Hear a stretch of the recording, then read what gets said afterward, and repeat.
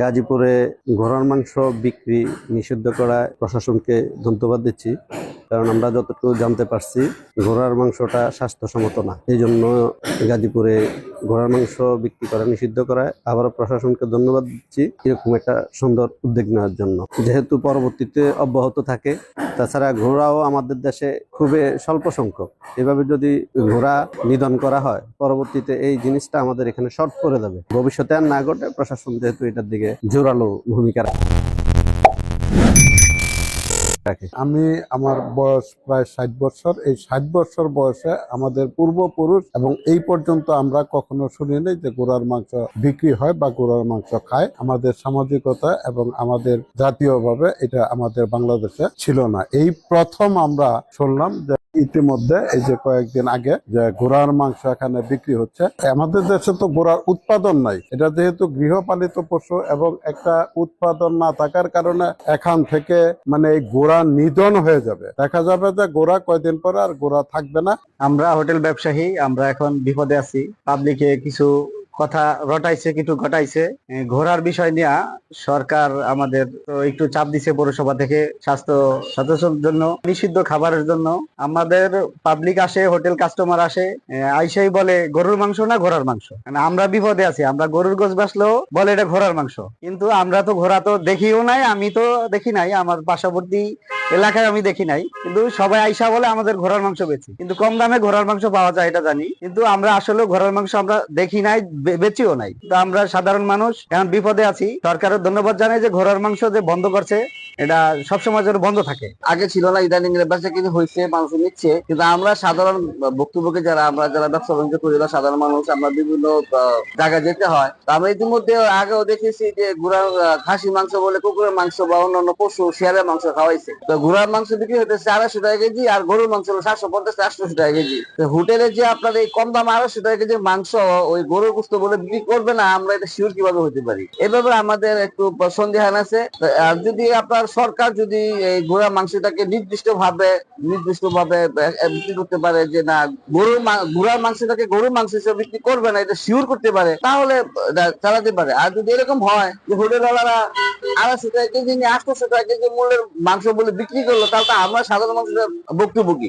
আমরা তো আসলে যে কি করবো বলেন? আমার মনে হয় এটা একদম বন্ধ হয়ে যাওয়া একরকম ভালো। আর যদি চালু করে বা চালু রাখতেই হয়, তাহলে এটা যেন শিওর হয়ে চালু করে যে হ্যাঁ, এটা ঘোড়ার মাংস এত টাকা প্লেট হোটেলে, এটা গরুর মাংস এত টাকা প্লেট, এটা মহিষের মাংস এত টাকা প্লেট। সাধারণ মানুষ যে যেটা খায়। আমরা মামা চৌরাস্তায় নুরু কষাই, তার থেকে আমরা ঘোষ নেই। আমরা আজকে এখানে ব্যবসা করতেছি প্রায় 5 বছর হয়ে গেছে, হয়তো 2-1 মাস কম বেশি। 5 বছর থেকে আমরা তার কাছ থেকে আমরা ঘোষ নিতে আসি। আমাদের এখানে এখন এটা প্রভাব পড়ে নাই, কেউ আসে আমাদের জিজ্ঞেস করে নাই। আমরা সবসময় আপনাদের ভালো সার্ভিস দিচ্ছি, ইনশাআল্লাহ সামনে থেকে ভালো সার্ভিস দিব, এটাই চেষ্টা করতেছি। সরকারের এই সিদ্ধান্তে আমরা সাধুবাদ জানাই, কেননা এই ঘোড়ার গোশত আগে পরে আমরা কোনো সময় দেখি নাই, খাই নাই। আমরা এই রেস্টুরেন্টে আমরা আনতেও চাই না। এটা সরকার যে করছে এটা খুব ভালো কাজ করছে। আর এটা মনে হয় মানে ইসলামী শরীয়ও না যে মনে হয় মাকরু এরকম, তো আমরা কোনো সময় খাই নাই, এটা আমাদের জন্য হারাম। ঘোড়া এটা তো আগে প্রচলন ছিল না আমার দেশে, যে নতুন করে ঘোড়া এটা যে প্রচলন হয়েছে, এটা আমার মতে এটা জবাই করাটা এটা উচিত না, বা এটা মাংস খাওয়াটা উচিত না। ঘোড়ার গোশতটা সব বেচা কেনা নিষিদ্ধ। এটা গাজীপুর চলছিল, যেটা এটা গতকাল মোবাইল কোর্টের মাধ্যমে বন্ধ হয়েছে।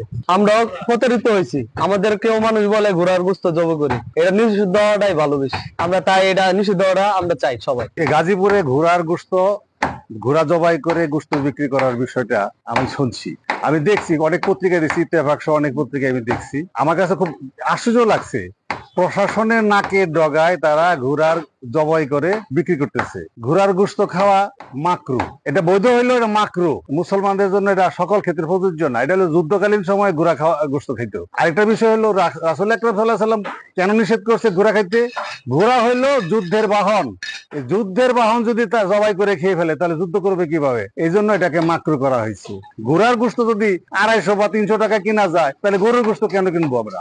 আরেকটা হলো কসাই যারা যারা ব্যবসা করে, তাদের মাথায় ঢুকছে ঘোড়া যদি গরুর ভিতরে ঢুকাইতে পারি, আমার ব্যবসা তো লাভে লাভ। এই যে বিষয়গুলো, এগুলি আগেই মাথা রাখা উচিত ছিল। ঘোড়ার মাংস তো আমাদের দেশে যে আমাদের যেটা খাদ্য অভ্যাস, সেই খাদ্য অভ্যাসের সাথে ঘোড়ার মাংস যায় না। এবং এর আগে আমার জানা মতে, এর আগে আমি জানি না যে কোনোদিন আমাদের দেশে এটা হয়েছে কিনা। যেহেতু জবাই হচ্ছে, আমরা একটু শুনছিলাম, তো এটা দেখা যাচ্ছে আমরা মৌখিকভাবে তো নির্দেশ করছি, কিন্তু এরা বেড়ে যাচ্ছে। বেড়ে যাওয়ার কারণে তো আমাদের একদম দেখা গেল যে এখন আমাদের আইনানুগ ব্যবস্থায় নিতে হবে, বিদায় আমরা আর কি মোবাইল কোড করেছি। ঘোড়ার ক্ষেত্রে যেটা হয়েছে, একজন সে মাংস ব্যবসায়ী যদি ঘোড়া জবাই করে বিক্রি করবে, তাকে মাংস ব্যবসায়ী হতে হবে। সেক্ষেত্রে কিছু কন্ডিশন আছে, যে তাকে রেজিস্ট্রেশন নিতে হবে, ঘোড়া জবাই করতে হলে তার ফিটনেস সার্টিফিকেট নিতে হবে, তারপর হলো অনুমতি নিতে হবে, অনুমোদন নিতে হবে, যেহেতু এটা অপ্রচলিত, নতুন করে একটা জিনিস আসছে। তো এটা তো আইনে কিন্তু বলেও নাই যে ঘোড়ার মাংস খাওয়া যাবে বা জবাই করা যাবে, কোথাও নাই। এটা আসলে ঘোড়ার বিষয়টা হলো, ঘোড়া কিন্তু ডোমেস্টিকেটেড না। আর আমাদের দেশে কিন্তু ঘোড়া অত বেশি নাই, গাজীপুরে কিন্তু আমরা অত বেশি ঘোড়া দেখিও না। তাহলে এত ঘোড়া তারা কোথা থেকে পায়, এটা একটা প্রশ্ন। আর একটা, যে আপনারা যেভাবে প্রচারণা হয়েছে, তাতে তো মনে হয়েছে যে এভাবে চলতে থাকলে ঘোড়া শূন্য হয়ে যাবে, সংরক্ষণ করা প্রয়োজন। ঘোড়া তো আসলে বিশেষ কিছু কাজের জন্য ব্যবহার করা হয়, এটা তো মাংস হিসেবে তো এটা ব্যবহার করার কোনো যুক্তি নাই। কারণ আমাদের দেশে কিন্তু গরু, বাছুর, হাঁস, মুরগি, ছাগল, ভেড়া পর্যাপ্ত আছে। এমন না যে একেবারে কিছুই নাই, এরকম না। তো এটা প্রমোট করার তো কোনো সুযোগই নাই। আমরা সজাগ আছি, তৎপর আছি, মোবাইল কোড করবো এবং তাদের হলো অফিসিয়াল চিঠি দিব। সদরে যে উপজেলা প্রাণী সম্পদ কর্মকর্তা আছে, তাকে বলেছি যে আজকেই বলেছি, গতকালও বলেছি, আজকে চিঠি পেয়ে যাবে। তারা চিঠি দিব যে তারা আর ঘোড়ার মাংস জবাই করতে পারবে না। এটা যদি আমরা যাই, আমাদের হলো দণ্ড যেটা আছে, কারাদণ্ড আছে অনূর্ধ্ব 1 বছর, আর অর্থদণ্ড হলো আমার 5,000 থেকে 25,000 পর্যন্ত। এটা হলো পশু জবাই ও মাংসের মান নিয়ন্ত্রণ আইন 2011 অনুযায়ী। কিন্তু এছাড়া অন্য আইনেও তারা দোষী।